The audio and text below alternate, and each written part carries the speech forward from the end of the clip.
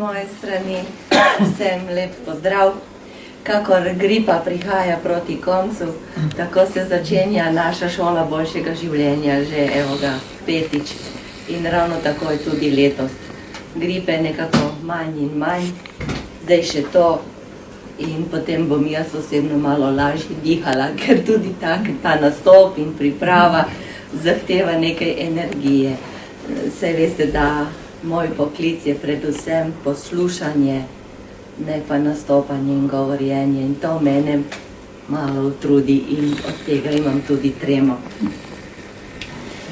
Torej,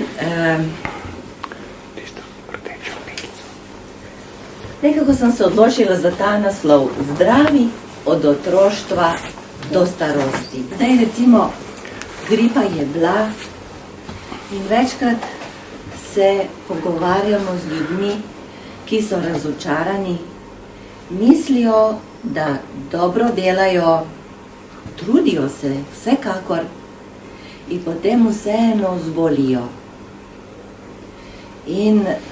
Ali pa niti ne delajo, pač zboleli so in bolezen nikoli ne pride v pravem času. In potem je vprašanje, kaj lahko zdaj naredim, da si okrepim imunski sistem. In potem seveda jaz se takoj odzovem in razmišljam, kak bi trebalo zdaj, kako naj se zdaj postavi, kaj naj naredi, pa naj je citruse, naj se prha v vroči vodi, naj počiva, malo si mislim, ni se cepil, tako recimo, to so tisti prve misli, ki mi pridejo na pamet, kako bi si nekdo okrepil imunski sistem v tej situaciji. Vendar takrat, kadar se gripa prične, je to še vse na majavih nogah. Gripa bo šla po svoje. Dobro je, da se trudimo, dobro, da podpremo s dobrimi ukrepi, ampak vprašanje je drugo. Kaj naj naredimo, da se, če se le da, izognemo bolezni? To je bolj pomembno, ne? Ali to ni samo gripa? To so tudi mnoge druge bolezni. Kdaj je čas za tako zvano primarno preventivo? Ker mi moramo ločiti dve stvari. Eno je zgodnje odkrivanje, to so ti preventivni pregledi pri zdravniku. Ampak ti preventivni pregledi so namenjeni zgodnjemu odkrivanju neke težje bolezni. Ko otrok pride k zobozdravniku na sistematski pregled, to ni preventiva kariesa. To je zgodnje odkrivanje kariesa in pomoč že na samem začetku. Je res? Taki lepi angelčki. Včasih nas preseneti, ko odprejo uste, kaj je res. Velikokrat srečujemo tako lepe otroke, luškane, ampak odprejo uste, pa ti vidiš pol tisto pokopališče, karijes do kariesa. Zdaj pa je vprašanje, ne? Kdaj je čas za primarno preventivo? Za tisto, da se, če se le da, to ne bi zgodilo. Določen prispevek ima genetika. Ampak nekaj imamo pa tudi mi. Recimo, ko gre za zobke, primarna preventiva začne že prenatalno, to pomeni, preden se otrok rodi.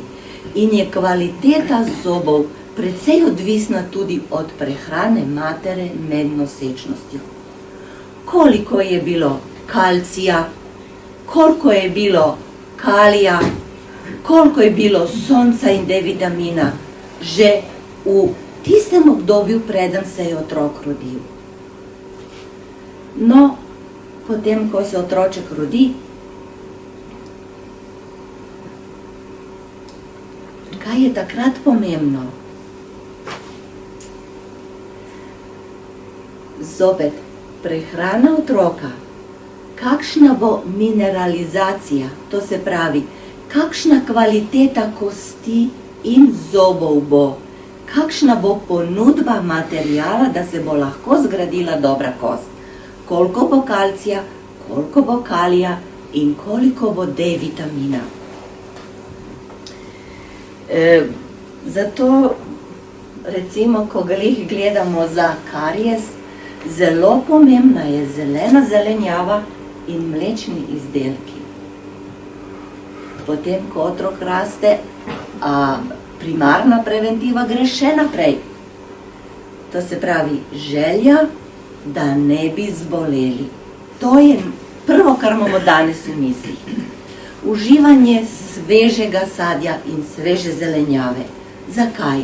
Zato, ker je trše, ker se žveči močnejše, daljše, med žvečenjem se lahko počistijo kakšne obloge na zobeh, masirajo se dlesni. To ima svoj vpliv, to je primarna preventiva. In ta traja, tako kot smo rekli, če gledamo karies, že preden se je otrok rodil in skozi celo življenje. Ampak bolezni je veliko. Imamo enega fanta, ki nam je stal v sliko komaj. En debelušen fantiček. In takih otrok je mnogo. Kdaj začne preventiva, primarna, nekaj, kar si želimo, da bi upoštevali še na samem začetku, da ne bi prišlo do debelosti?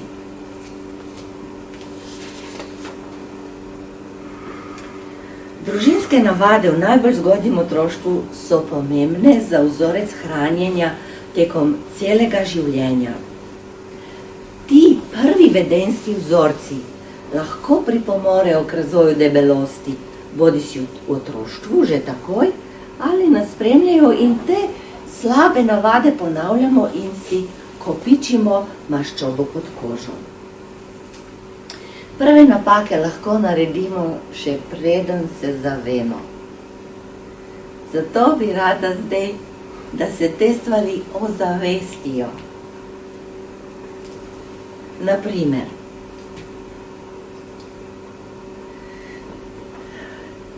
tolažba s hrano. Kadar otrok zajoče, po noči ali po dnevi, kaj naredimo brez razmišljanja takoj prvo? Flaško ali dojko. To je nekako tradicionalno razmišljanje oziroma gre avtomatično brez razmišljanja. Kakor se otrok oglasi, takoj flaško. Sploh nima pravice, da izrazi svojega mnenja. Takoj mora biti tiho s flašo, jesi flašo. In tako se bolj počasih nekako razvije ta vzorec, da ko mi je hudo, si vedno kaj vzamem. Če mi je hudo, pa si vedno potolažim. Vedno kaj prav pride. Ne, vedno se dobro počutim, če kaj dobrega pustih. In vse, res. Tako da je to tolažba s hrano. To se začne že zgodaj. Že v prvem letu starosti, v prvih parih mesecih. Potem gremo malo naprej. Nagrajevanje s hrano.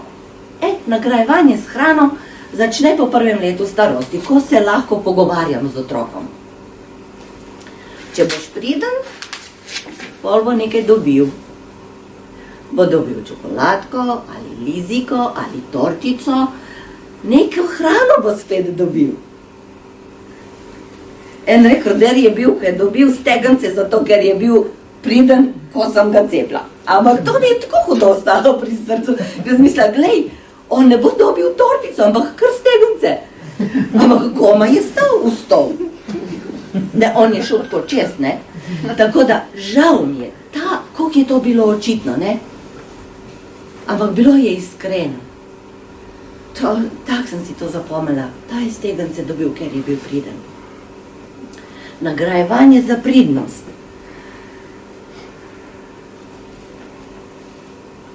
Kaj pravijo opazovalci živali? Čemu se pes bolj veseli?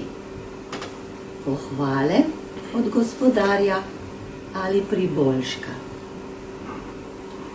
Pes se bolj veseli pohvale in boženja od svojega gospodarja bolj kot priboljška. In to je eno nižje bitje, to je ena žival. Ne zanemarimo drugih vidov nagrajevanja in ne zatekamo se vedno kako mi. Saj vedno bo bila tudi hrana, mi smo takšen narod. Jaz vprašam otroke, naprimer, kako preživljajo svoj prosti čas in kaj jim je najlepše. In veste, kaj jim je najlepše? Ko grejo so starši na piknik. Mi smo takšni. Če je lepo, pol mora biti še dobra hrana zraven. Ampak lepo bi bilo, če bi hrana bila tako za zraven, ampak da so v ospredju družabne igre. Veliko tega lepega lahko ustvarimo za družino, za odnose, za spomine, ne vedno hrano.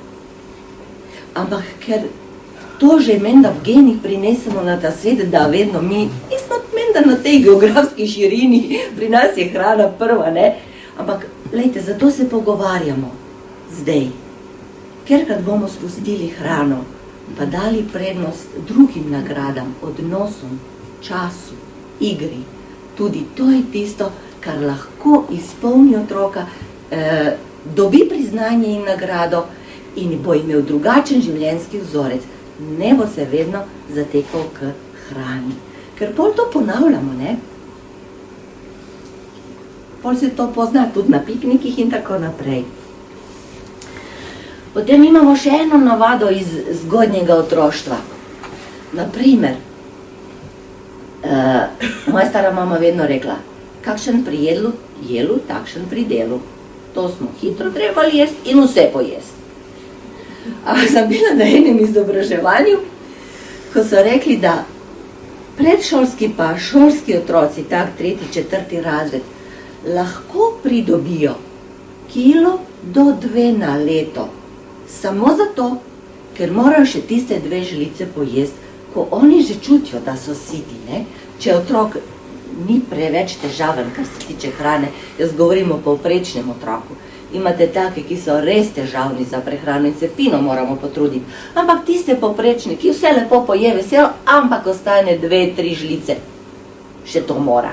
Ma ne mora, če je vse bilo v redu, če je bil nekje normalen obrok, naj pusti tiste 3 žlice, ker če bo sprejel ta oblik, ta vedenjski oblik, v enem letu dobi 1 kilo ali 2 preveč. Škoda je, ker hujšati je pa zelo težko. Jaz ne vem, če poznate koga, da mu je lahko, meni ni. To je res težko. Tako da mislim, zato pravim o tem, kdaj začeti? Zgodaj.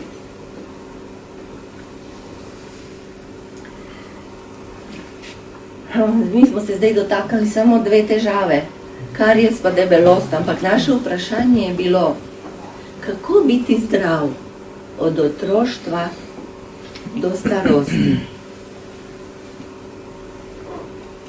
Se pravi, gre za primarno preventivo. Naša prva želja je, da ne bi zboleli. Ali obstaja kak skupni imenovalec, en ključ, ena formula, nekaj, kar bi bilo veljavno za otroke, za mladostnike, za odrasle, starejše, za nosečnice? Ali obstaja kaj takšnega, da bi funkcioniralo pri vseh ljudeh? Obstaja.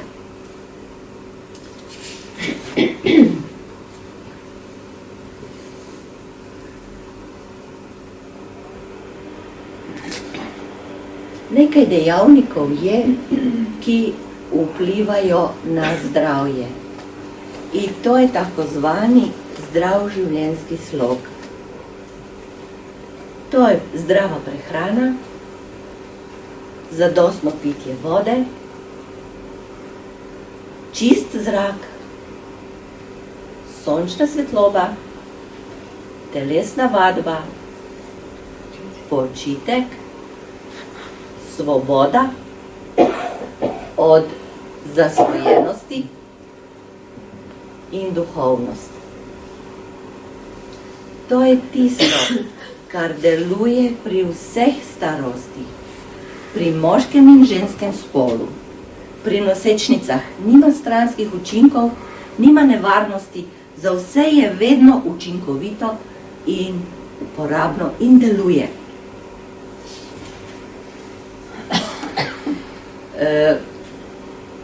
Malo se bomo ozrli na določene stvari, neke stvari potrebujejo reformu, a neke mogoče malo bolj podrobnosti in tako naprej. Ko sem študirala, takrat so nas učili, da se driska zdravi s tako zvano čajno pauzo. To je bil izraz, ko si rekel čajna pauza, profesor je bil zadovoljen, to je pomenilo 3 dni čaja in prepečenca in 4. dan lahko računaš, da si rešen. No, zdaj pa ni več takšna doktrina. Doktrina je taka, da lahko je vse. A mi, ki delamo z ljudmi, vidimo, da to vse ne pomeni. Puding, golaž, kako meso in take stvari, pomeni vso lahko prebavljivo hrano. Ne? To je zdaj tako in to drži. Ali pa recimo, nekoč, ko smo se učili, recimo, zakaj otrok moči posteljo. Veljalo je mnenje, da otrok moči posteljo zaradi tega, ker starši z njim grobo ravnajo. In ima neke neustrezne doma okoliščine in to je, eto, posledica. Danes vemo, da samo 10% otrok po noči lula zaradi takih vzrokov. Ostalo je pogojeno s dozorevanjem hormonov in za vse ostale imamo skoraj vse ostale imamo uspešna zdravila. Zdravila, s katerimi uspešno zdravimo. Se pravi, nekatere stvari moramo preklicati. Evo ga, mislim, da je to pošteno in da je pametno, če pridemo do novih spoznanj, da jih posredujemo naprej. Več o tem bo imel Tihomir naslednjič, o pomenu D-vitamina. Danes pa neke druge stvari.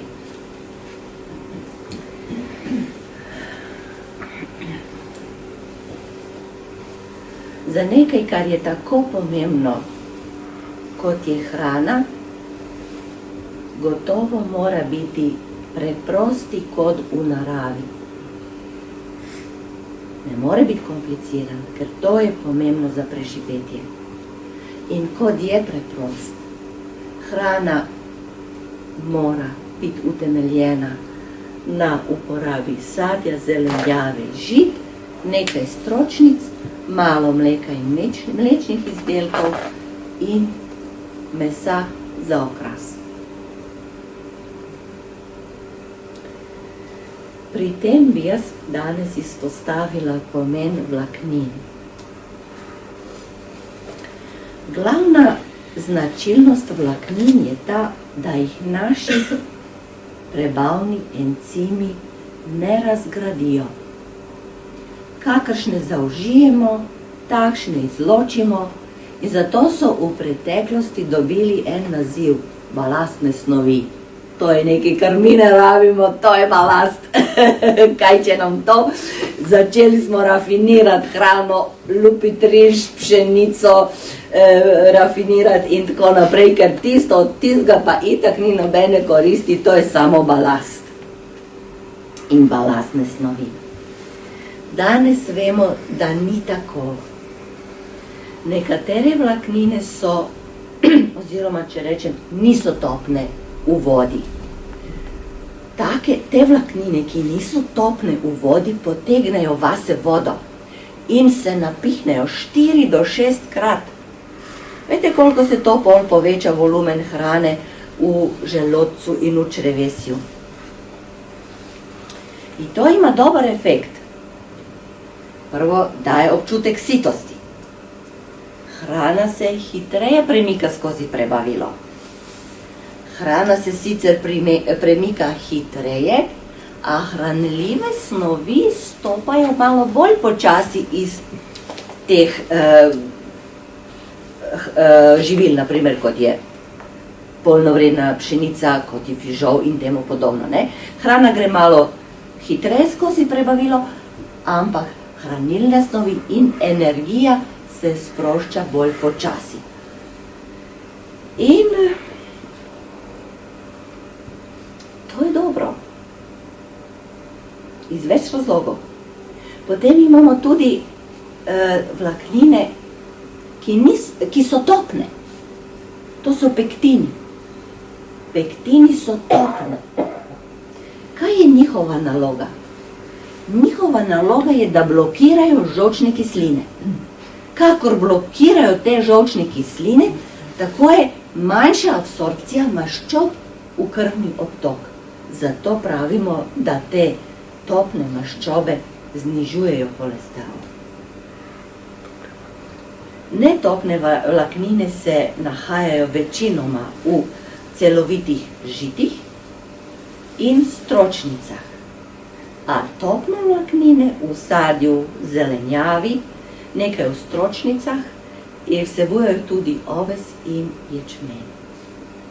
Od vsega sadja bi najraje izpostavila jabolko. Jabolko je polno pektina. Pektin daje sadju, tudi drugem sadju, strukturo. Lepo, ko je jabolko sveže, sliva tudi, je lepo napihnjeno. Ima eno napeto je, hrustljavo. Kakor gre proti pomladi, po eni strani voda hlapi, sadež postane dehidriran, po drugi strani tudi skopleze, ker se ta pektin spreminja, se pač spreminja in nima več tiste lepe oblike. V polnovredna žita imajo idealno razmerje med beljakovinami, ogljikovimi hidrati, vitaminom B in različnimi minerali. Imajo tudi seveda veliko vlaknin. Zato delujejo pomirjujoče na osrednje živčevje in vzdržujejo stabilno raven sladkorja v krvi. Rafinirana žita so bolj privlačna, malo lepše zgledajo in so boljšega okusa, seveda predvsem to velja za jezik, za užitek pri hrani. Pri predelavi se odstranjujejo otrobi in kalčki. Zakaj se odstranjujejo kalčki? Ker kalčki vsebujejo kakih 10% olja. In zato na določenih artiklih vidimo olje iz takih in takih kalčkov. To je to. Kalčki vsebujejo kar večji procent olja in še nekaj, kaj s tem pol dobimo? Moko, ki traja dlje časa. Ker olje lahko hitreje postane žaltavo, če pa odstranimo to možnost, imamo izdelek s podaljšanim rokom trajanja. Ampak samo še to. Po tem procesu zgubimo 80% vitaminov in mineralov ter vse vlaknine. Ostane nam škrob in beljakovine. Se pravi, kar nekako obubožanje na koncu ta izdelek. In če dodamo otrobe, to so vlaknine. Minerale pa vitamine smo zgubili. V žitih pa imamo veliko vitaminov skupine B. In ti vitamini so zelo pomembni za dobro delovanje živčevja. Zaradi tega je to vsekakor pomembno. Danes sem pa prinesla en pripomoček in prosim Tihomirja, če mi pomaga.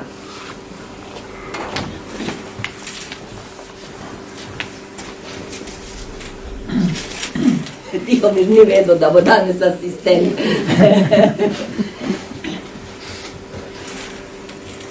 Vidite, ta cev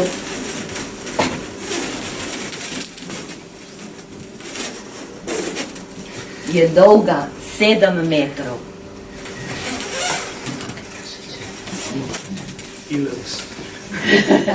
To je 7 metrov. Tak je dolgo naše črevesje.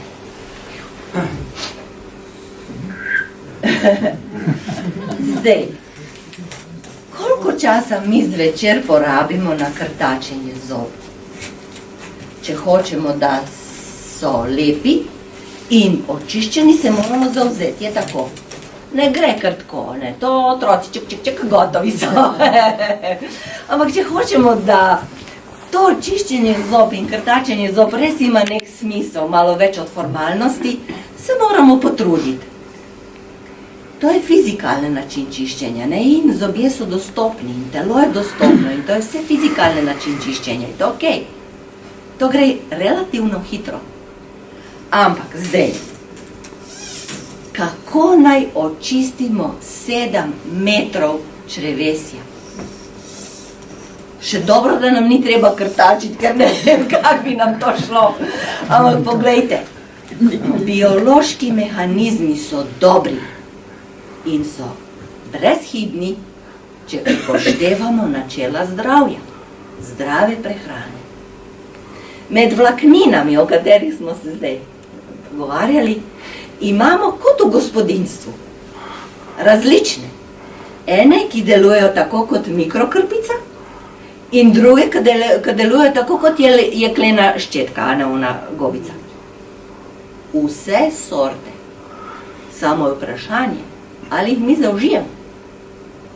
Brez vode ni nič, lahko drgnemo po sodi s kakršnokoli dobro stvarjo, dobro gobico.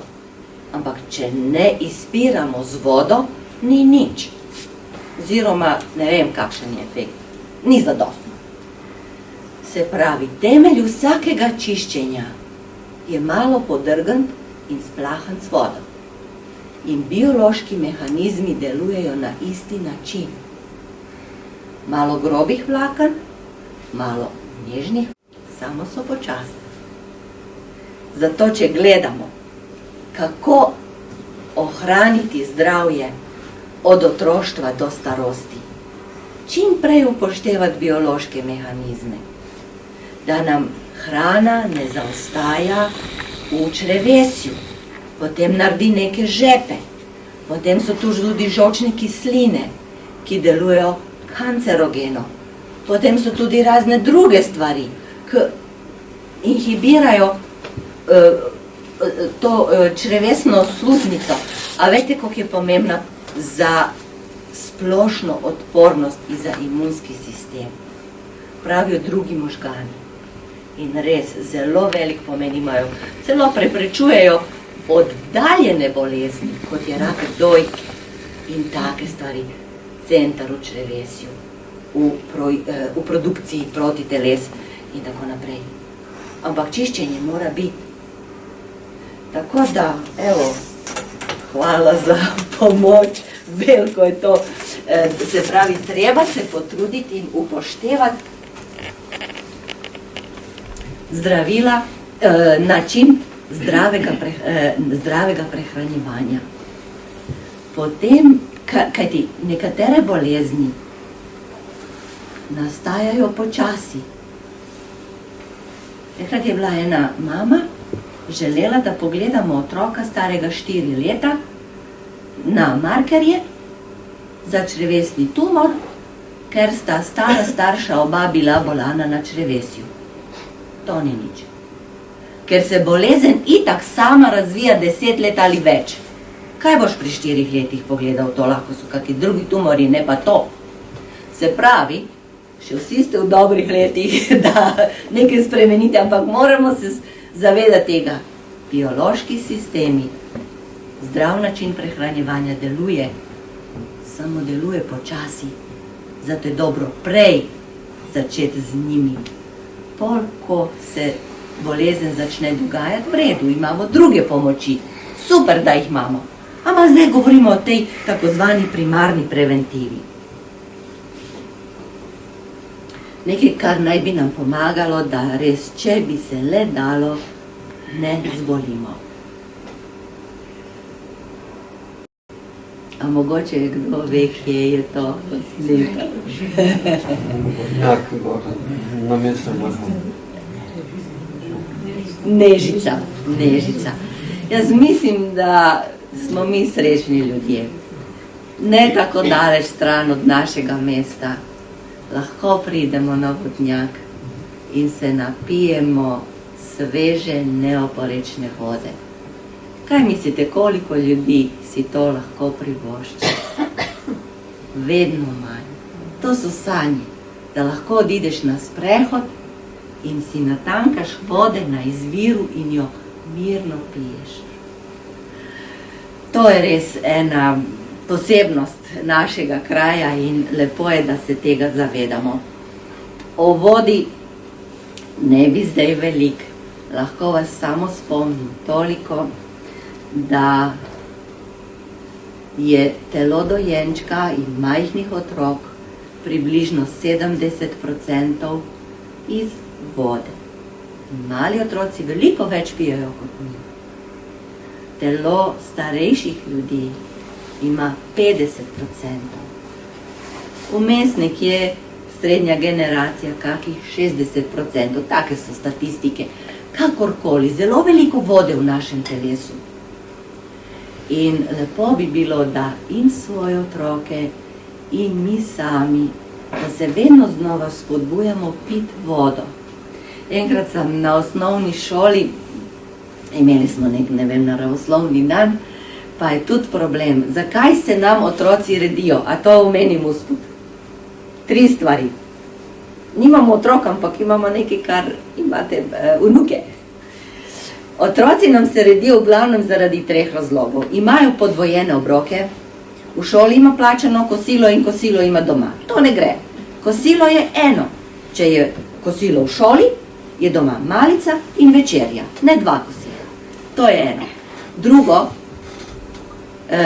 sladke pijače niso za žejo. Sladka pijača je kot desert, neke vrst priboljšek. Za žejo je voda, ampak na to se moramo navaditi. Če jim že iz zgodnjega otroštva vedno ponujamo sokece, ne bo, voda jim bo nič. In tretje so prigrizki, ne? Tretje so pa prigrizki, skozi nekaj po malem griskamo. In seveda nam se nalaga. No, to je velika prednost, da imamo vodo in prav je, da otroci zaužijajo veliko vode, a tudi mi odrasli. Kadar čutimo žejo, takrat že gori, gasilci sporočajo, da je treba dati vodo, ampak vodo bi morali uživati iz navade, a hrano takrat, ko smo lačni. Mi pa malo drugačne, skozi po nekaj pomalem griskamo, ko pa začutimo žejo, takrat pijemo. Obratno bi bilo boljše.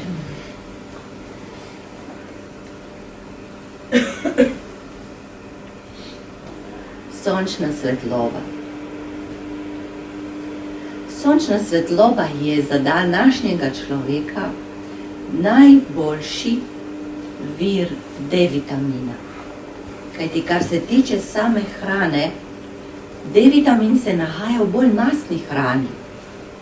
Mastno mleko, mastno meso, ker je tudi D-vitamin holesterol, nekaj izvedeno iz maščobe, torej, po kemični strukturi.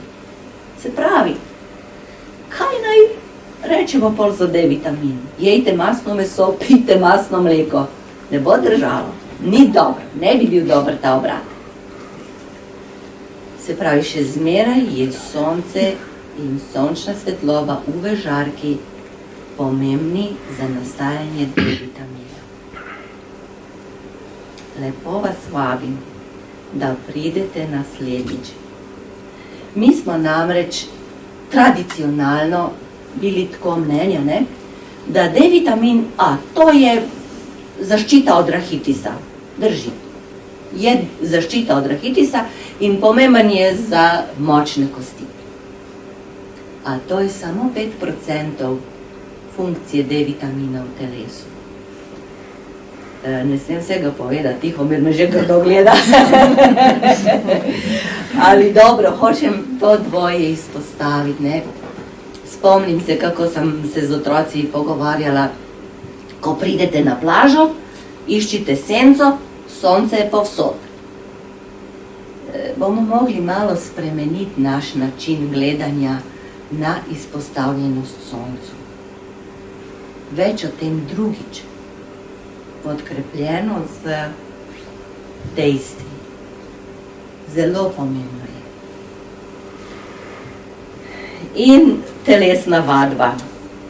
Kakšen pomen ima telesna vadba, da nas drži v neki kondiciji in zdravju. Na pomen telesne vadbe nas je opozorilo eno dejstvo, da vsi tisti športniki, ki so šli do skrajnih mej zmogljivosti, najbolj aktivni olimpijci in tako naprej na teh najtekmovanjih, so bili zelo bolehni. In točno se je videlo, da njihove bolezni nastopajo toliko in toliko dni po maratonu, če je bil velik maraton, toliko dni, če je bil manj maraton, toliko dni in to nadihali. Oni so v prvi pravzaprav pritegnili pozornost zdravnikov na to, da telesna vadba ima vpliv na zdravje. In to negativen. To je bila prva ugotovitev. Ekstremni športniki so bolj bolani kot ostala populacija. In bile so neke epidemije in otroške paralize in hepatitisa v Ameriki na teh univerzah, kjer so košarkarski timi in tako. Vsi ostali na univerzi zdravi, ti, ki so bili v timu zboleli. Vendar danes vemo pa to, da je zmerna telesna vadba krepi imunski sistem na dva načina. Poskusi s cepljenjem so pokazali, da redna zmerna telesna vadba za 15 do 20% izboljša odgovor po cepljenju pri ljudeh, ki so sicer bili prizadeti zaradi kroničnega stresa ali so bili starejši. Če so ti isti ljudje, ki so sicer bili ali starejši ali pod vplivom kroničnega stresa, bili malo aktivni, odgovor na cepljenje je bil boljši. Se pravi, zmerna telesna vadba prvo deluje na večjo produkcijo protiteles. A drugo, po nekaj tedenskem obdobju redne in zmerne telesne vadbe se pri prej fizično neaktivnih odraslih ljudeh povečajo ravni protiteles IgA v slini, ki ščitijo pred okužbami dihal. Temu sledi tudi manjša obolevnost zaradi okužb na zgornjih dihalih. Pojav je še izrazitejši pri ljudeh obremenjenih s kroničnim stresom in pri starejših ljudeh. Torej zopet boljša produkcija protiteles po telesni vadbi. Redna in zmerna telesna vadba je za vzdrževanje zdravja pomembna tudi zato, ker deluje protivnetno. To pa moram reči, ne gre za klasično razumevanje vnetja. Vnetje, ki ga sprožijo mikroorganizmi. Gre za neko drugo vrsto vnetja. Sistemsko vnetje. Ampak to je tisto, kar pri ljudeh povzroča nastanek inzulinske intolerance, aterosklerozo, nevrodegeneracijo, povečano pojavnost tumorjev. Zanimivo. To je ta neka druga vrsta vnetja, sistemsko vnetje. To sistemsko vnetje je odvisno tudi od zaloge maščob v našem telesu. In kadar smo aktivni, po eni strani topimo te zaloge maščob, ki pripomorejo k nastanku vseh teh bolezni, ki sem jih naštela, in po drugi strani produkcija protiteles je boljša, večja. Tako da, evo, manj degenerativnih bolezni, manj obolevnosti zaradi večjega števila protiteles in daljše življenje. To bi lahko bila tudi ena tema sama za sebe, ampak kratko je to. Nočni počitek je treba jemati enako resno kot delovni dan. Zakaj je spanje pomembno? Zato, ker ohranja kognitivne spretnosti, govor, spomin, inovativno mišljenje, pozitivno mišljenje in uravnava razpoloženje. Dober počitek je pomemben tudi zaradi izločanja hormonov, rastnega hormona, spolnih hormonov, leptina, ta pa je zelo v povezavi s potrebo po hrani in sami mogoče opažate, da če ste neprespani, večkrat pol čez dan posegate po sladkarijah. To je hormon v ozadju, ter hormon stresa, ki je kortizol. In ne nazadnje, imunski sistem je boljši, a ta je pomemben za ohranjanje splošne odpornosti. Zato je spanje zelo pomembno, to ni kar neka vrst nezavesti. Veliko tega se dogaja takrat, ko mi spimo. In spet pravim, dobre življenjske navade, recimo kar se tiče počitka, delujejo, ampak delujejo počasi, tako kot vsi drugi biološki mehanizmi. Pri bolezni je počitek vsekakor pomemben, a če bomo nek osnovni počitek upoštevali prej, mogoče se celo izognemo kaki okužbi ali kaki drugi bolezni.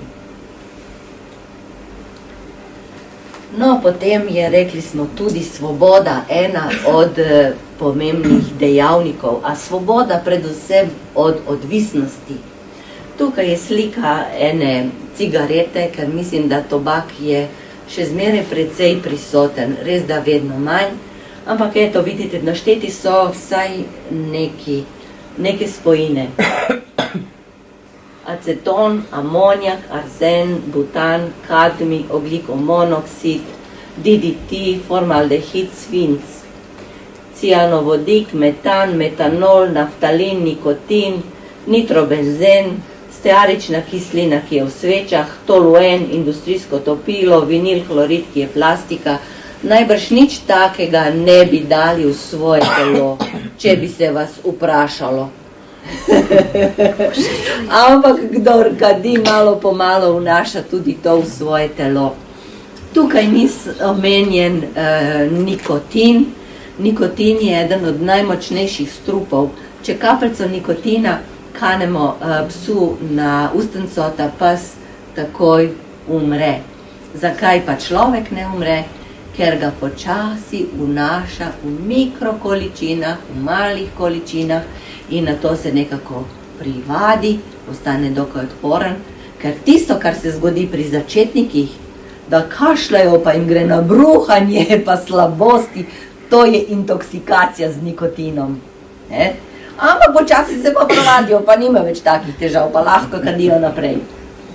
In še nekaj nimamo na tej sliki, a to je katran. Katran je zmes zelo različnih spojin. Zato pljuča kadilca izgledajo očitno drugače od nekadilca. In prostore, v katerih se kadi, lahko popleskamo, zavese operemo, pljuč pa ne moremo zamenjati. In mislim, svoboda je velika stvar. Marsikdo bi rad nehal, ampak je ujet. Dan sva šla s Tihomirjem na eno pot, bilo je zgodaj zjutraj, še preden se je zdaj vreme malo polepšalo, sami veste, da je bilo pusto in megleno in mrzlo in veter je tako vlekel.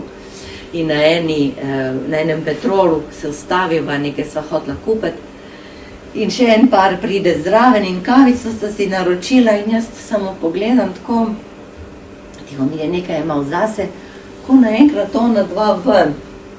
A ja nisem skopčala, ker ajoj, kam pa ona dva zdaj s tisto skodelico?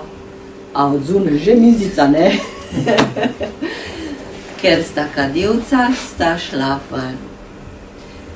Žal mi jih je bilo. Žal mi jih je bilo. Prepričana sem, da bi rajši ostali v toplem. Ampak mislim, da nista tega bila zmožna. Evo vidite, kakšna situacija je pri nas v Sloveniji. Vsak dan zaradi bolezni, povzročenih s kajenjem tobaka, umre 10 prebivalcev Slovenije. V enem letu je to 3500. A v 10 letih je to eno mesto kot Celje. Preveč življenj izgubimo zaradi tega. Približno polovica kadilcev umre prezgodaj. Zgubi več kot 10 let življenja. Tako da mislim, da je vredno potruditi se in pravzaprav niti ne začeti, a kdor začne pa naj najde neko svojo pot. Najmanjša, to je prvo, kar lahko. In naj opusti, škoda je vsakega človeka. Kadilcev je vedno manj, to je zelo dobro. In med mladimi jih je tudi vedno manj. Tako da kultura se spreminja, ampak evo, govorimo zaradi nekaterih, ki imajo še te težave, malo vzpodbudo.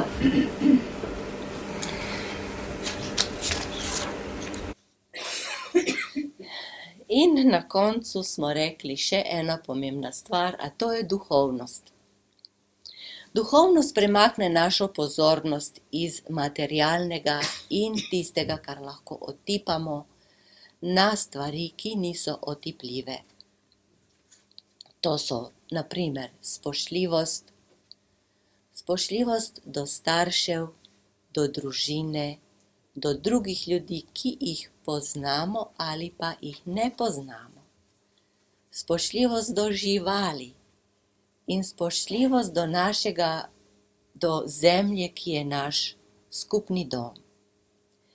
Potem je to tudi ljubezen, čistost, iskrenost, poštenje, resnicoljubnost, zadovoljstvo, vera, upanje, prijateljstvo, odpuščanje, hvaležnost. Če negujemo te vrednote, če jih postavimo na pravi prostor, gotovo naredimo kaj za svoje zdravje. Najbolj sveži primer imam danes iz ordinacije. To je tako bilo lepo, jaz bi tega fanta kar objela, ampak nisem. Pride mlad, nima 30 let. Ne vem, če ima 25. Včasih je še v času srednje šole prihajal pozdravila za zbijanje pritiska, za zniževanje pritiska. Pa ja rečem, lej, tebe pa že dolgo ni pozdravila, jaz točno vem, katero zdravilo on jemlje. Pa pogledam, pa nič ni prišel. A on meni pove tako. Veste, ko sem se znebil tiste moje jeze, tudi pritisk je v redu. Mlado bitje. Zamislite, da pri tako mlademu že lahko jeza. Ampak kako je on prišel do tega spoznanja? Ko sem se rešil tiste moje jeze, je tudi pritisk v redu. Ma, to si zapomnim, dokler sem živa. In bilo je prav, milo mi je bilo pri srcu, ne, in tudi njegovo spoznanje. To je velika stvar v življenju. Ampak sploh, če smo, ne samo, da se znebimo kake slabe, ampak da negujemo dobre vrednote, to prinaša mir in zadovoljstvo, srečo, spodbuja izločanje endorfinov, a endorfini zopet dobro delujejo na imunski sistem, ga krepijo in pripomorejo k zdravju. Tako da to je to. To je vse. To je to, kar deluje pri mladih in starejših, pri nosečnicah brez izjeme. In je tako, ker ne govori, varna količina pitja alkohola, varna količina kajenja. To ne obstaja. Varno ne obstaja, ker nikoli ne veš, pri kom in kdaj bo šlo čez rob. Kdo bo v nekem trenutku postal odvisen. Lahko deluje močno, ampak ne veš. Zato to so strupi. In vse ostalo, kar je bilo danes predstavljeno, jaz imam danes za vas tudi en izziv. Izziv je natisnjen na tem listu. Mogoče boste našli nekaj, kar bi lahko izpopolnili v svojem načinu življenja in prakticirali. Če vam se zdi vredno in če boste lahko, ohranite to, kar je dobro.